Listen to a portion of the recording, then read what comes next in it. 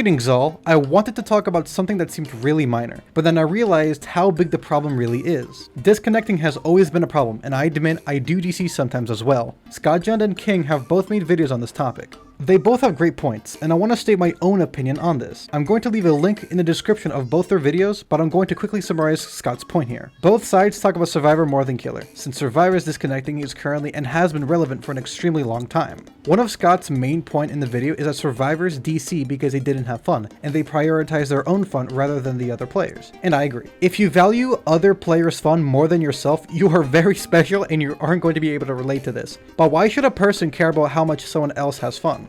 You could bring up that players should have manners, but a lot of people play games to have their own fun, regardless of other players. Now, King has kind of inspired me to make this video. He says that DCing is a huge issue in the game, and those who DC should be punished, which I also agree. Both guys have good points, but I wanted to slide my own opinion. Ever played a game that has punishment for leaving? I haven't played a lot that do that casually, but a lot for competitive games. Games like CSGO, Rainbow Six Siege will punish you with a timeout period if you leave a game, and it increases when you leave frequently. But does DBD really need this? It's simple and it works, right? You see, I've thought about this and this could cause some major issues. When you intentionally leave a ranked game in CSGO or Rainbow Six, you deserve to be punished. But what if it's not intentional? Crashing, losing internet in game, hell, Lagswitchers, exploiters, being stuck in a specific place where you can't even get out without disconnecting. Lots of times where disconnecting should be promoted. The disconnect button does not exist because of players that rage quit, because that is bannable.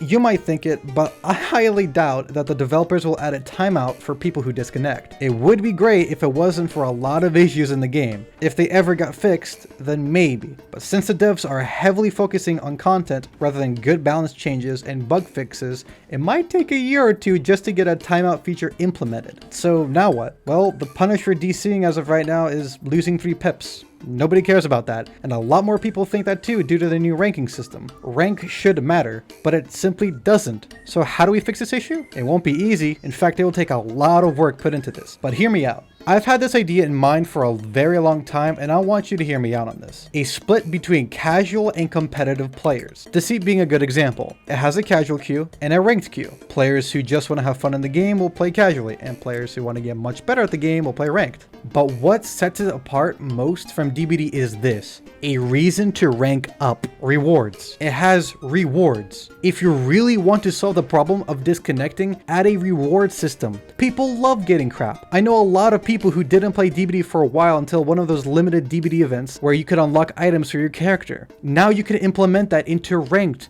where you can get rewards for how high your rank is. There are a lot of things the developers could do, and it's entirely up to them. I know I said this in a different video, but devs, we don't expect it overnight or anything. As long as we finally see some progress and a fix for all of this, it would be great.